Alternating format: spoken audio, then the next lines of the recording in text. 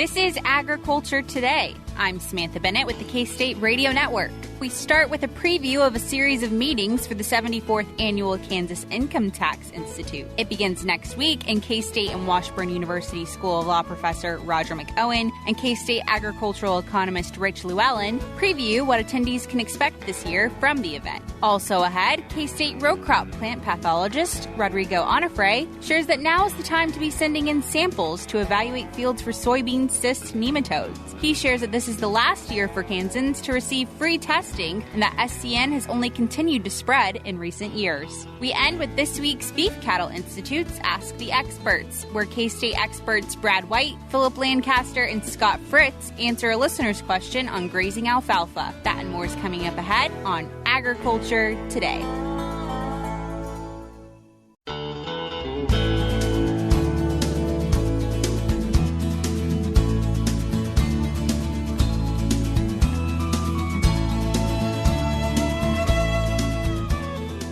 This is Agriculture Today. We are back now for our Ag Law segment that we do twice a month with K-State and Washburn University School of Law professor Roger McEowen. So, Roger, thanks for joining us again. Good to be with you, Samantha.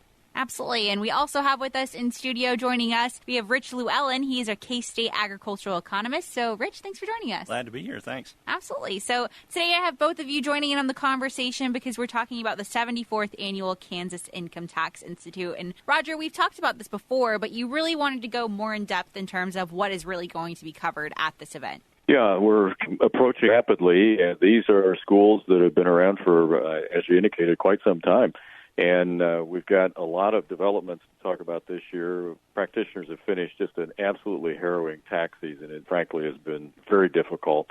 And the difficulty has been created by all of the new tax credits and other provisions as a result of the virus. And so the last couple of years have been pretty brutal for taxpayers, and now we've got another piece of tax legislation that was put in place in August, and we're probably going to have something again by the end of this year in the lame duck session of Congress. And we're going to be covering all of these things. There are still some loose ends from the 2021 tax returns that season just finished that we also will be providing guidance for to the practitioners that attend. So it's a lot of stuff this year. Hopefully we're going to be able to answer a lot of questions, listeners, and provide some heads up in terms of planning going forward into kind of an uncertain economy for a lot of their clients, including the farm economy. Rich, in terms of time and location, what can listeners expect for this event? Well, they start next week with an online meeting on Monday and Tuesday. That's October 31st and November 1st. And then we go to Garden City and Hayes the following week.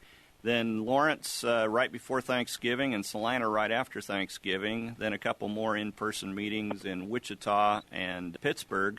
And we wrap up December 19th and 20th with another online meeting. Well, incredible. Obviously, numerous opportunities for those tuning in if they're interested in attending. So maybe if you can't make the online next week, plenty of other chances throughout the season. There really are. Yeah, we try to make it available so folks, and if they need to mix and match or something, they can do that too. Absolutely. Well, that's good to know. And Roger, in terms of some of the class specifics that we've mentioned, you hinted at a lot of the topics that are going to be covered, but what really can participants expect to hear that are of great interest this year? In terms of new development, this is some of the most important stuff for practitioners that they're really concerned about right now. We're going to be spending some time on the schedules K2 and K3. I am getting bombarded with all kinds of questions, the K2 and K3.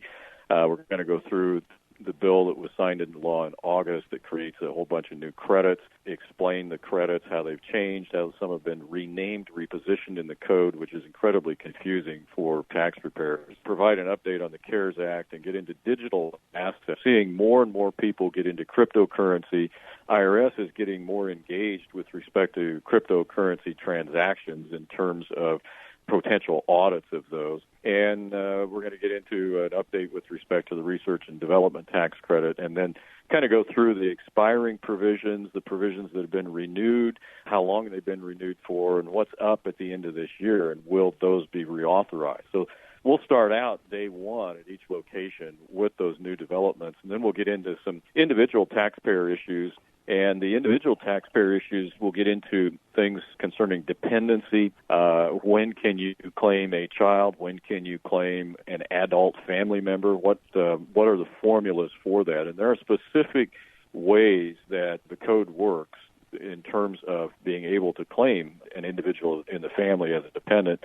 And then we've got sessions on partnership taxation, decedents, estates, and trust, partners and shareholders. That seems to be a popular area in terms of questions. So, what flows through to an individual partner on a K-1? What are the self-employment tax implications? Do you get a qualified business income deduction?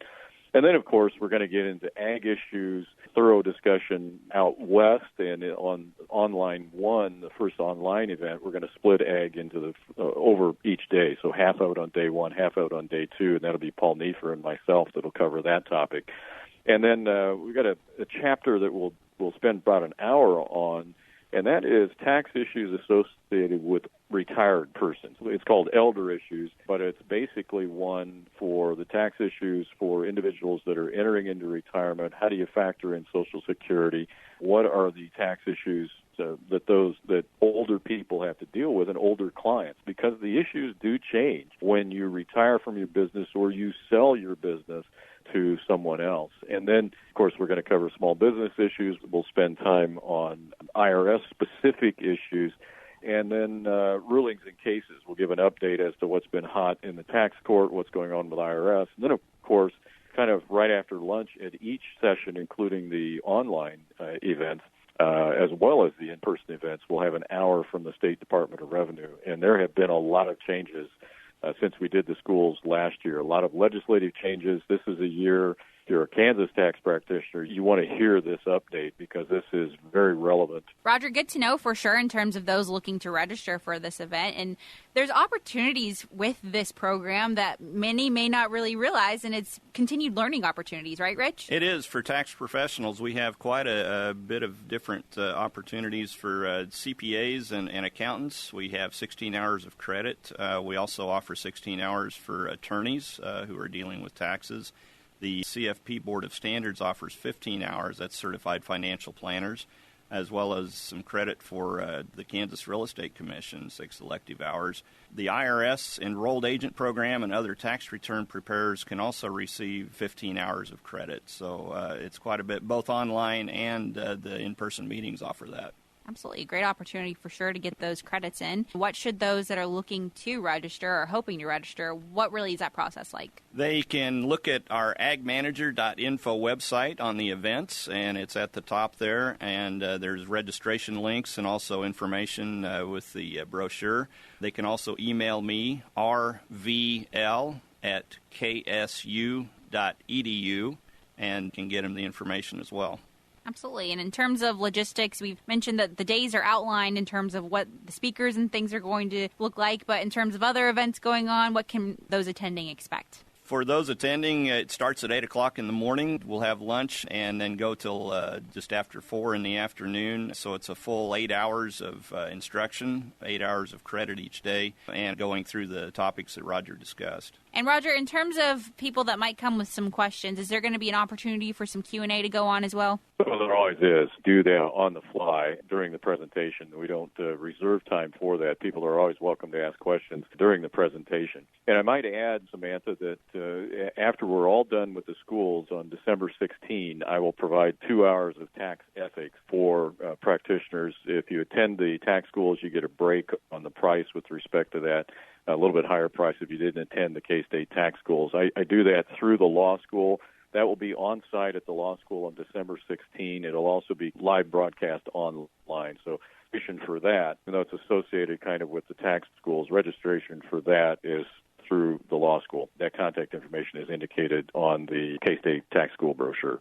Absolutely. And, of course, we'll have all of that information, as always, linked in the show notes of today's program for those that are interested in attending. But both of you, in terms of encouraging those to attend, any other words of advice? We'd be glad to have folks attend. It's very helpful, I think. We have really good evaluations from people who have attended in the past, so I'd encourage them to consider this. Yeah, I would echo that. And, viewed for quite some time as the most prominent tax event in the state of Kansas, reaching the majority of tax practitioners, definitely with respect to the preparation of farm return. I don't think we have gathered statistics on that in the last 5 or 6 years or so, but at one point in time, a number of years ago, there was over 90% of all farm returns, Schedule F, were prepared by practitioners that had attended these tax schools. And so it's well regarded, been around a long time, and we have great teachers. So we've got Paul Nefer, who's a CPA with Clifton Larson Allen, based out of Walla Walla, Washington. He and I team teach day one at the first 3 events,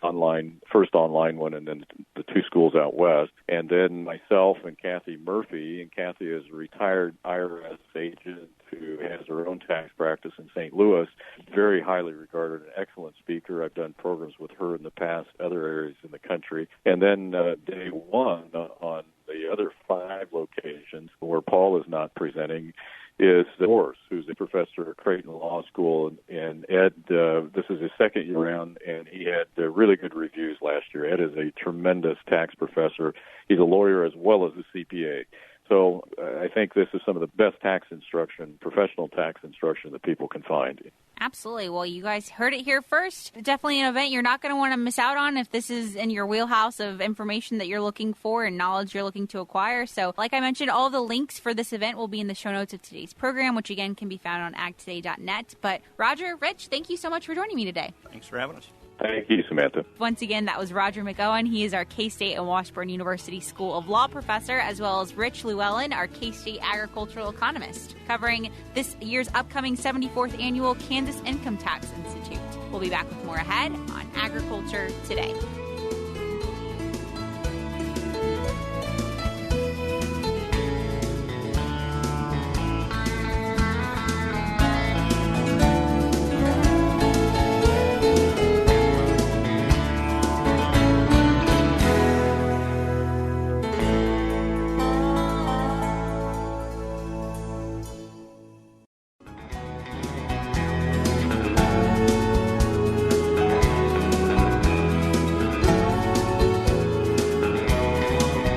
Agriculture Today. We are back now, joined by Rodrigo Onofre. He is our K-State row crop plant pathologist. So, Rodrigo, thanks for joining us today. Well, thanks for having me here today, Samantha. It's always good to be back, and I think this is an important topic that we're going to be talking today. We're happy to have you back, as always, but the topic we're covering today is Soybean Cyst Nematodes. It's a mouthful, but it's commonly abbreviated to SCN. So, what is really SCN, and why is it such an issue in Kansas? So SCN is being reported here in Kansas for a while now, and this nematode, it can cause severe yield reductions.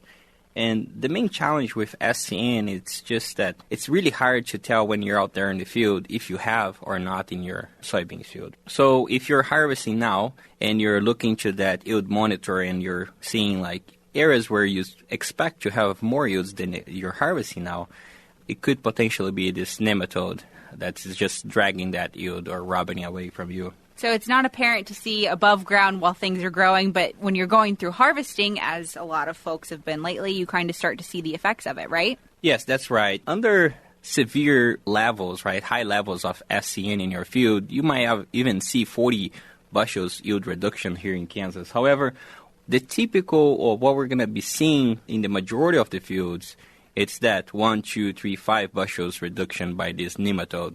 So SCN has been reported in the counties that will produce about like 85% of the total soybean in Kansas, right? So it's an important nematode. It can have a severe impact in the yield. And what we have seen lately, we did a survey back in 2010, and now we're doing it again. We started in 2020.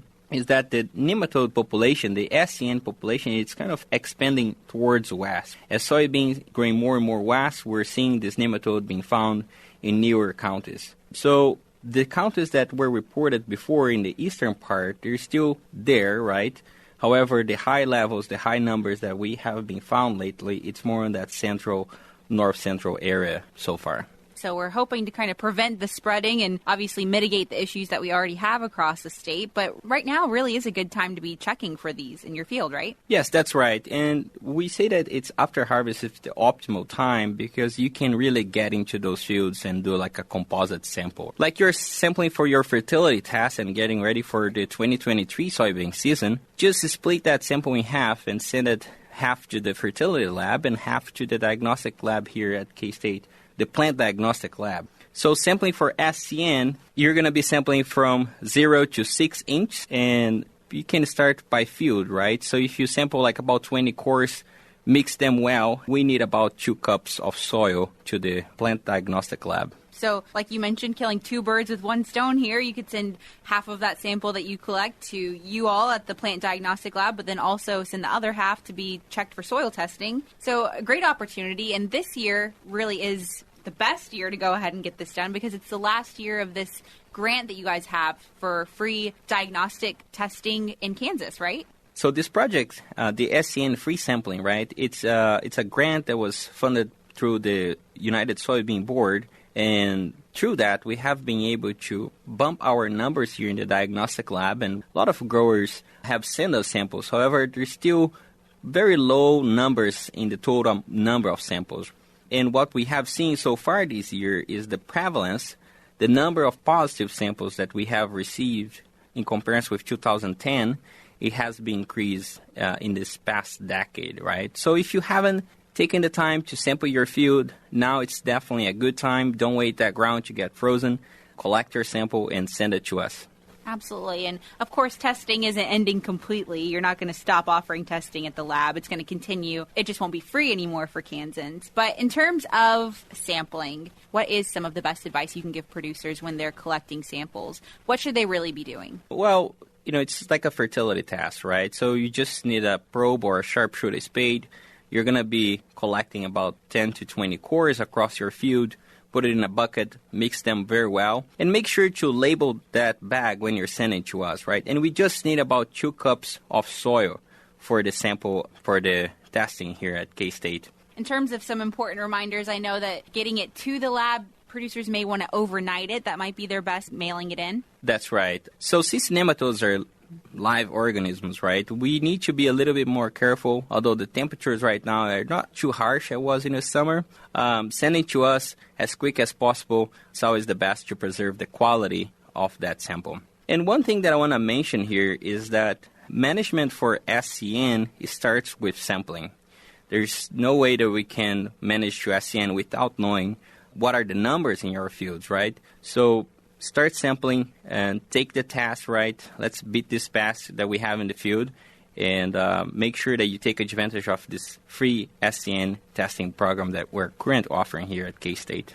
That kind of segues into my next question I had is, what results can they expect to get back information-wise? What will it really tell them? So we will be telling the growers what are their levels. For example, how many juveniles and eggs of this SCN we're finding in those samples. And based on those numbers, we can estimate some levels of damage or some levels of, for example, yield reduction, or the grower might need to choose a better variety with some resistance towards SCN, or even like rotate to a new crop if the levels are very high.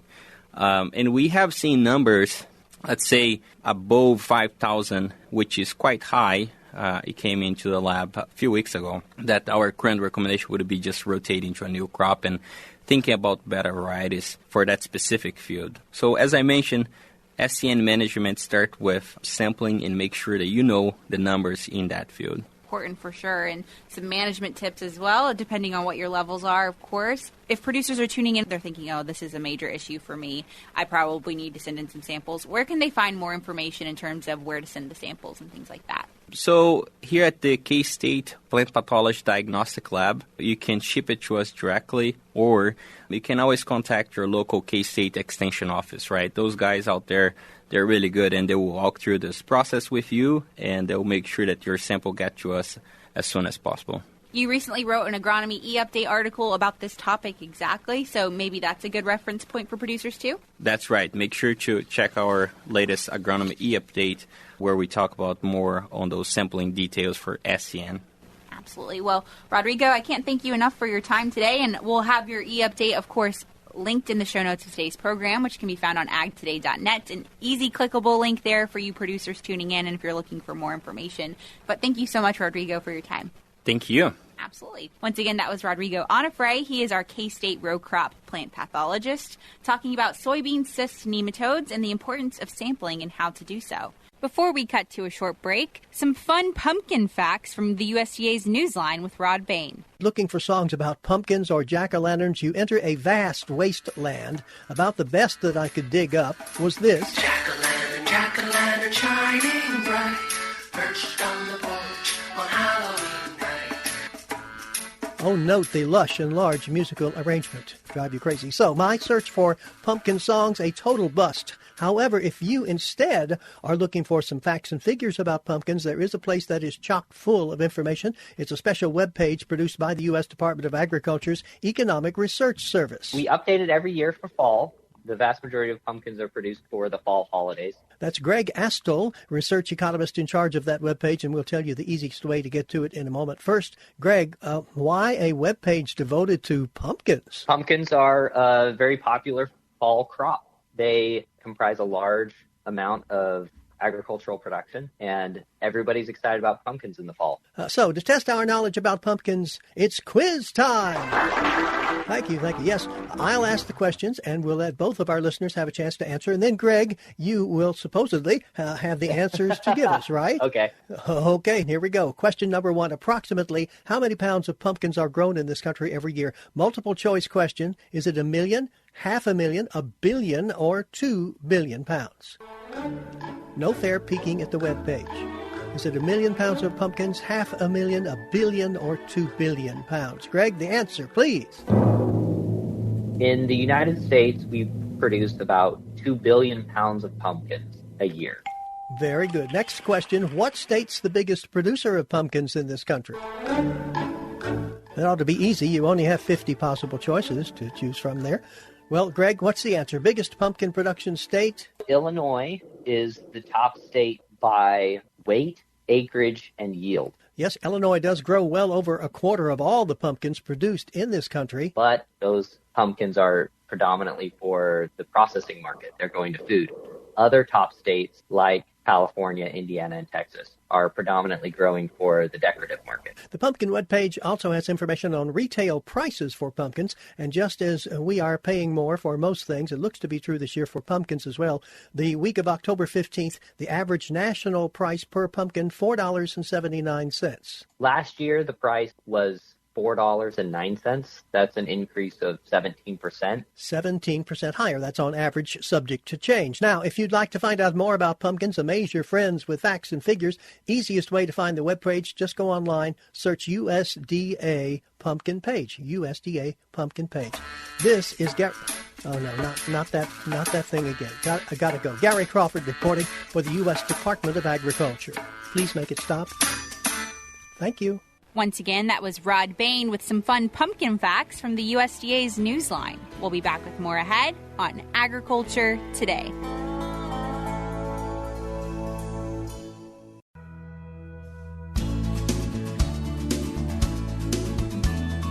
This is Agriculture Today. We're concluding today's programming with K-State experts Brad White, Phillip Lancaster, and Scott Fritz for this week's edition of the Beef Cattle Institute's Ask the Experts. Hi, welcome to Beef Cattle Institute's Ask the Experts. Happy to have a couple experts joining me today. Dr. Phillip Lancaster, nutritionist here from Kansas State. Hi, Brad. And Dr. Scott Fritz, a board-certified toxicologist, also at Kansas State. Hi, Scott. How's it going, Brad? So on this program, what we'll do is we're going to answer your questions, and as each expert answers, they'll get points for their answers, up to 10 points, because we've only got a few minutes to go through. So let's jump right in with today's question, which is from a producer who said, I'd like to graze some cattle on alfalfa. I know that's a delicate process, but wanted to know what your opinions are for the best ways to manage it. Phillip, I'm going to go to you first. Okay, well, I think there's a couple things to think about from nutrition and grazing standpoint. Some varieties of alfalfa are more tolerant of grazing than others, and so that may be one thing to think about what variety of alfalfa it is. But the more importantly is to think about the type of animal that you're going to graze on that alfalfa. If it's growing calves, great, they're going to do well on that. If it's cows, especially spring calving cows that you've just weaned calves off of, that alfalfa is higher in nutrition than they need, and so they don't really need to be on there full time. So you could move them back and forth, give them partial days, use it almost like a supplement type of thing to keep those cows in good body condition. Excellent. Scott? To Philip's point, I think those are all good things. From an issue standpoint, anytime that you've got cattle that you put on there that are unacclimated to a situation like that, you could run into some problems. With alfalfa's protein content, that causes a lot of issues. We'll see some bloats as a result of that. You can see kind of an acute respiratory distress like you would see with a moldy sweet potato or a perilla mint like in the southeast, kind of the same situation there. And then alfalfa is also known to produce some plant-derived estrogens, and so if you're setting up heifers or something in a sync program, that's something to consider just from a grazing standpoint, I guess. So excellent points on both sides. You're talking about the type of cattle that they might bring on there, whether it's cows or calves. And Philip, I think that's a great answer, 7 points. And Scott's bringing in, hey, there's some other toxic areas or toxic principles that we might want to think about, and good information there on how we want to graze them, 8 points. So now tell me, what should I do? What should this person do to manage? Because you guys all talked about the risks, and Philip, you mentioned a little bit of the upside, but how do I manage that if I've got this great resource there and I'll narrow the field and I'll say I've got cows that I'm going to put out there? Okay, so I think one of the things that you need to manage is adapting those cattle to that alfalfa to avoid some bloat issues. And so making sure they're full on grass before you transition them, maybe transitioning them a little bit of the time during the day and then moving them off, and so the rumen gets adapted to that and help to minimize some of those bloat issues. Another thing would be to use a mineral product that has a anti-bloat protector compound in it so that will help minimize those bloat issues. Okay, so get them adjusted and then use some sort of product to try to get them up and easy so you have less bloat. Scott? Yeah, that's a good point. And there are surfactant products you can put out there that'll help with the bloat issue. Again, it's an acclimation thing. So if you can acclimate those animals somehow, not give them full access right away, keeping them fed before you put them out there, even going through and mowing. If you've got quite a bit of alfalfa standing, cut it and let it wilt for a couple days before you turn cows in there. I think that's an easy way to get around some of those issues. What do we do to prevent some of the other toxic issues that you mentioned? So the acute respiratory distress and some of the estrogen production or potential estrogen production. Since I'm turning cows out there, if they're pregnant, do I have to worry? Only if they're cycling and I'm trying to get them bred, is that a concern? Yeah, so the phytoestrogens are going to be, they're just estrogen compounds, so it shouldn't affect pregnancy whatsoever. It's going to affect the way the estrus cycle works. But if they're already pregnant, I wouldn't be too concerned about it. For the respiratory distress situation, I think that goes back to protein content. They're just getting an abrupt change to feed with too much protein compared to what they're used to. And so that goes back to acclimating those cows before they're out there. Good answers on both sides. And I think Scott is going to end up with 9 points on this one. Brought in some new areas. Philip, you're right there with 8 points. But I think enough different principles and things going on here. Really have a conversation with probably a veterinarian and a nutritionist, right, on both to make sure that you get this right. As always, we appreciate you sending in a question. If you have another question you'd like us to answer, you can always email us at bci@ksu.edu. Once again, those were K-State experts Brad White, Phillip Lancaster, and Scott Fritz for this week's edition of the Beef Cattle Institute's Ask the Experts. That concludes today's programming. We'll be back with more tomorrow on Agriculture Today.